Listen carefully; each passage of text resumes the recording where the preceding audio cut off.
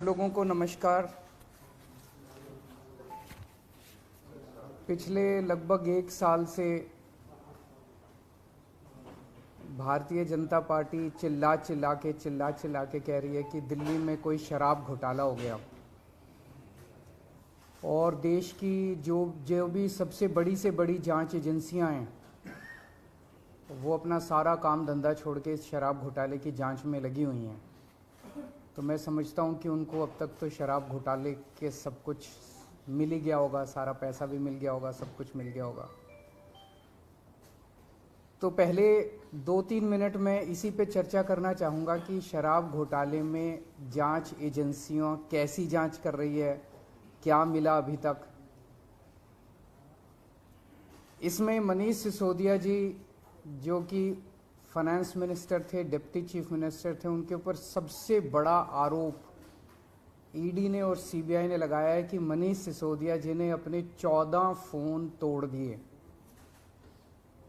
तो इन्होंने सबूत खत्म करने की कोशिश की। ये सारी जांच वांच करने के बाद इन एजेंसीज ने मनीष सिसोदिया पे आरोप लगाया कि 14 फोन तोड़ दिए। ये ईडी की चार्जशीट है,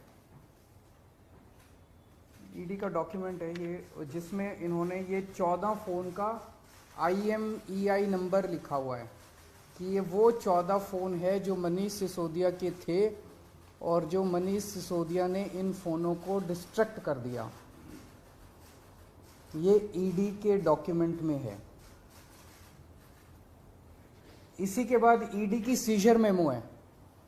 ईडी कुछ भी सीज करता है तो उसको मेमो, इन 14 में से ईडी खुद ही कह रही है सीजर मेमो कि 4 फोन हमारे पास हैं। ये इनका सीजर मेमो है, इंपाउंडिंग ऑर्डर 18 मार्च 2023 का और इंपाउंडिंग ऑर्डर 5 जनवरी 2023 का। 4 फोन उसमें से इनके पास हैं और एक सीबीआई का ये डॉक्यूमेंट है, एक फोन सीबीआई के पास है। तो 14 में से 5 फोन तो इनके अपने पास ही हैं जो कह रहे हैं कि मनीष सिसोदिया ने तोड़ दिए। उन 14 में से 5 फोन ईडी और सीबीआई के कब्जे में हैं, बाकी 9 फोन। तो जब इन्होंने ये आरोप लगाया, हम तो छोटे लोग हैं, हमारे पास इतने साधन नहीं थे, लेकिन फिर भी अपने सीमित साधनों से पिछले महीने 1.5 महीने में हमने भी थोड़ी जांच करी तो पता चला बाकी मोस्टली फोन, एक आध को छोड़ के वो भी पता चल जाएगा कहाँ, मोस्टली फोन जिंदा हैं, कोई ना कोई इस्तेमाल कर रहा है। और उन फोन को कोई वॉलंटियर के पास है, कोई कहीं है, कोई कहीं है, कोई ना कोई इस्तेमाल कर रहा है। वो मनीष जी के फोन नहीं है, वो कोई ना कोई इस्तेमाल कर रहा है। वो फोन जिंदा हैं और ये फैक्ट कि ये फोन जिंदा हैं ये ईडी को भी पता है और ये सीबीआई को भी पता है। सो ईडी ने और सीबीआई ने झूठ बोल के ओथ पे, एफिडेविट पे कोर्ट को गुमराह किया और झूठा सबूत उन्होंने कोर्ट के सामने पेश किया, क्योंकि सच तो कुछ मिला नहीं, कुछ था ही नहीं, शराब घोटाला कुछ है ही नहीं, तो निकाले क्या। तो उन्होंने झूठ बोल के मनीष सिसोदिया को फंसाने की कोशिश की, कोर्ट को झूठ बोला। अब ये रोज किसी ना किसी को पकड़ लेते हैं, किसी ना इसको गिरफ्तार कर लिया, उसको गिरफ्तार कर लिया, ये कर लिया। एक कोई चंदन रे, और उनको टॉर्चर कर करके, धमकियां दे दे के, मेंटली टॉर्चर करके, फिजिकली टॉर्चर करके, 3rd डिग्री करके उनसे केजरीवाल का नाम ले लो, मनीष सिसोदिया का नाम ले लो, इनको फंसाओ, उनको किया जा रहा है। कोई चंदन रेड्डी है, हम तो जानते भी नहीं है कौन है। चंदन रेड्डी को इतना मारा, ये उसकी मेडिकल रिपोर्ट है। चंदन रेड्डी की मेडिकल रिपोर्ट में लिखा है, patient has alleged trauma to both ears and face by ED officers on 16 September 2022 and 17 September 2022। Patient ने दोनों कानों पे और फेस पे ईडी ऑफिसर्स के द्वारा पिटाई हुई 16 सितंबर और 17 सितंबर को, ऐसा कहा। पेशेंट कंप्लेनिंग ऑफ,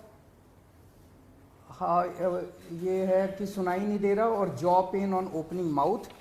और इन्वेस्टिगेशन पे पता चला right ear mild to moderate mixed hearing loss, left ear severe to profound mixed hearing loss.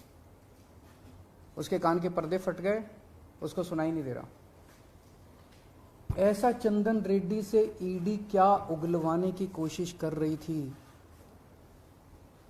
उसको क्या कहने का दबाव डाला जा रहा था कि उसकी इतनी पिटाई करी कि उसके कान के पर्दे फट गए। उसको किस कागज पे दस्तखत करने के लिए कहा जा रहा था, और उसने झूठ बोलने से मना कर दिया तो उसकी पिटाई की उन्होंने। इसके बाद अरुण पिल्लई हैं कोई, उनको धमकियां दी गई, टॉर्चर किया गया, उन्होंने अपना बयान वापस ले लिया अगले दिन। उस दिन तो उनसे कुछ लिखवा लिया, कहीं साइन करा लिया, लेकिन उसके 2-4 दिन बाद उन्होंने कोर्ट में बयान दिया कि मुझे टॉर्चर करके बयान लिया गया। समीर महेंद्रू से टॉर्चर करके बयान लिया गया, उन्होंने अपना बयान वापस ले लिया। मनस्विनी से टॉर्चर करके बयान लिया गया, उन्होंने अपना बयान वापस ले लिया। भूषण बेलगवी से टॉर्चर करके, ये 5 नाम तो मेरे पास ही हैं, पता नहीं ऐसे कितने लोग हैं जिन लोगों को टॉर्चर कर करके बयान लिए गए। ये हो क्या रहा है? एक के बाद एक, एक के बाद एक, एक के बाद एक, जितने लोगों को ये बुला रहे हैं सबको मारते हैं, पीटते हैं, टॉर्चर करते हैं। एक ऐसा व्यक्ति है जिसे एक कमरे में उस व्यक्ति को बिठा रखा था, दूसरे कमरे में उसकी वाइफ को और उसके पिताजी को बिठा लिया, और उसको बोलते हैं कि या तो इस कागज पे साइन कर दे, नहीं तो तेरी पत्नी को और तेरे पिताजी को भी जेल भेज रहे हैं। ये चल क्या रहा है? मैं प्रधानमंत्री जी से पूछना चाहता हूं, ये चल क्या रहा है? जहां कोई घोटाला नहीं हुआ वहां पे कोशिश की जा रही है जबरदस्ती करके, लोगों से जबरदस्ती करके, मार के, पीट के, धमकियां देके बयान लिखवाने की। एक व्यक्ति है, उससे कहा गया कि कल देखते हैं तेरी बेटी, उसकी 2 जवान बेटियां हैं, कल देखते हैं तेरी बेटी कॉलेज कैसे पहुंचती है। ये जांच चल रही है इन लोगों के। एक व्यक्ति है, उसके वकील ने कोर्ट में खड़े होकर कहा कि हमारे मुवक्किल के, मेरे मुवक्किल के ऊपर दबाव डाला जा रहा है कि दिल्ली के पॉलिटिशियंस का, कोर्ट के अंदर खड़े होकर उसने बोला कि मेरे मुवक्किल के ऊपर दबाव डाला जा रहा है कि आप दिल्ली के पॉलिटिशियंस का नाम लीजिए। ये इनकी जांच चल रही है।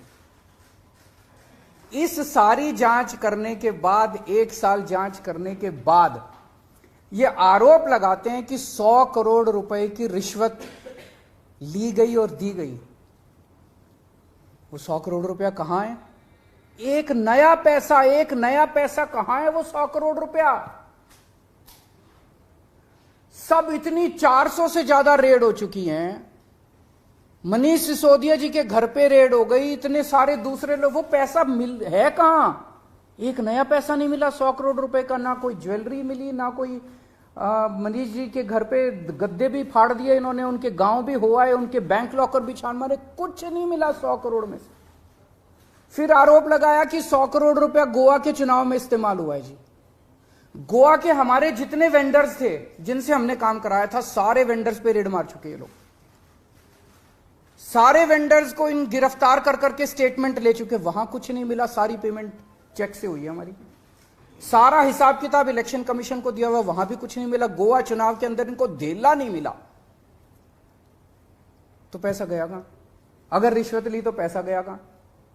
अरे पैसा तो तब मिलेगा ना जब रिश्वत ली गई होगी और रिश्वत दी गई होगी।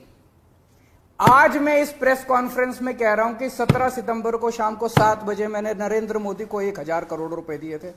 कर लो गिरफ्तार उनको। ऐसे तो कोई भी इस देश में खड़ा होकर कुछ भी कह देगा।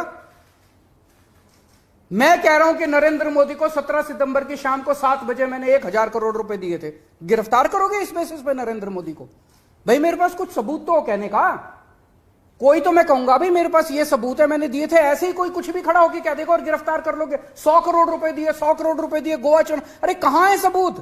कोई सबूत नहीं है। ये पॉलिसी इतनी शानदार पॉलिसी थी, ट्रांसपेरेंट पॉलिसी थी, जो भ्रष्टाचार खत्म कर देती पूरे के पूरे शराब सेक्टर में। ये इस बात से साबित होता है कि ये पॉलिसी जब पंजाब में लागू की गई, पूरी कॉपी पेस्ट पॉलिसी है, जब पंजाब में लागू की गई तो इस पॉलिसी से 50% रेवेन्यू 1 साल के अंदर बढ़ गया।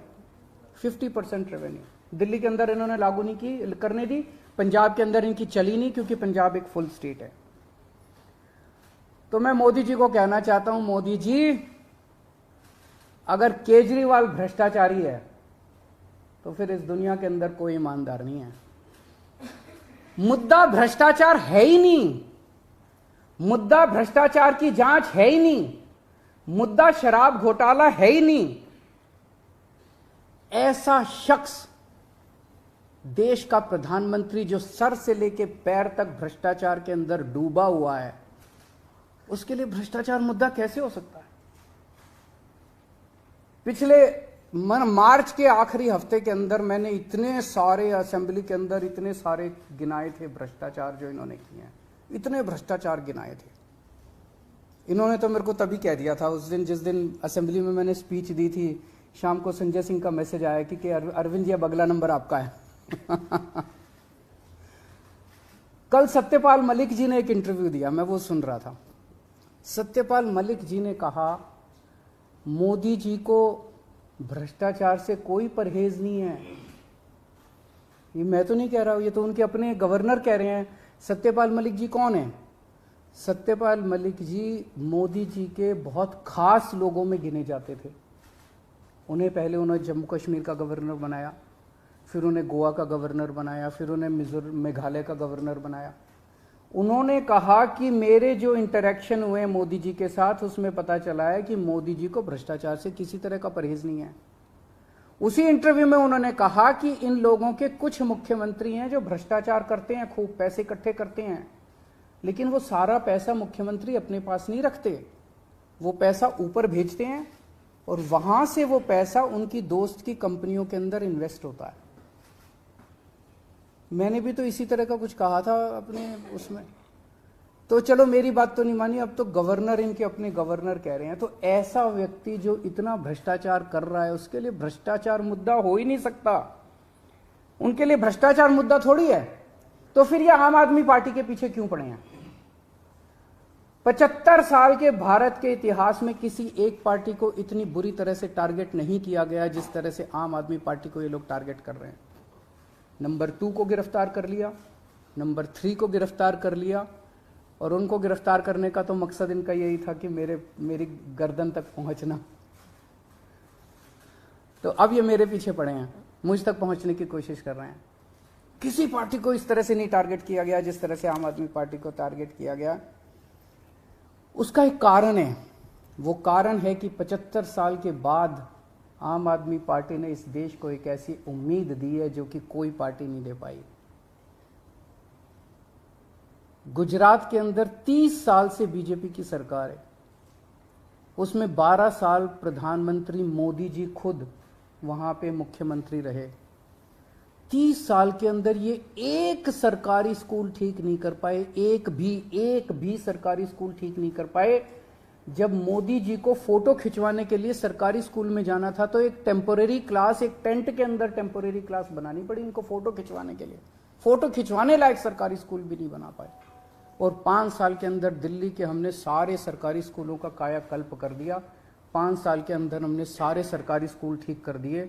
इस देश के लोगों को आम आदमी पार्टी ने एक उम्मीद दी है कि केवल आम आदमी पार्टी उनकी गरीबी दूर कर सकती है, उनको शिक्षित कर सकती है, उनके बच्चों को रोजगार दे सकती है। आम आदमी पार्टी ने इस देश के लोगों को उम्मीद दी है। प्रधानमंत्री जी उस उम्मीद को कुचलना चाहते हैं। प्रधानमंत्री जी नहीं चाहते कि वो उम्मीद आगे बढ़े, क्योंकि अभी तक इन सारी पार्टियों को की मिलके जो लूट चल रही थी, अगर इनको स्कूल बनवाने पड़ गए, इनको अस्पताल बनवाने पड़ गए, तो उनको लूटने के लिए पैसे नहीं बचेगा। तो कल इन्होंने मेरे को बुलाया है, मैं जाऊंगा कल सीबीआई में, और मैं फिर से अंत में यही कहना चाहता हूं कि प्रधानमंत्री जी, अगर केजरीवाल चोर है, केजरीवाल भ्रष्टाचारी है, तो इस दुनिया में कोई ईमानदार नहीं है। सर, क्या आपको आशंका है कि कल जब आप पूछताछ जाएंगे तो गिरफ्तारी हो सकती है आपकी? संडे का दिन है, जैसे मनीष जी को अरेस्ट किया गया था, आप कर सकते हैं? भाई ये बीजेपी वाले तो मैं कल से देख रहा हूँ प्रेस कॉन्फ्रेंस कर करके यही कह रहे हैं कि केजरीवाल को गिरफ्तार करेंगे। तो अगर बीजेपी ने सीबीआई को ऑर्डर दे दिए हैं कि गिरफ्तार करना है, तो फिर सीबीआई उसको नकार कैसे सकती है? बीजेपी के ऑर्डर तो मानेंगे वो लोग। Thank you.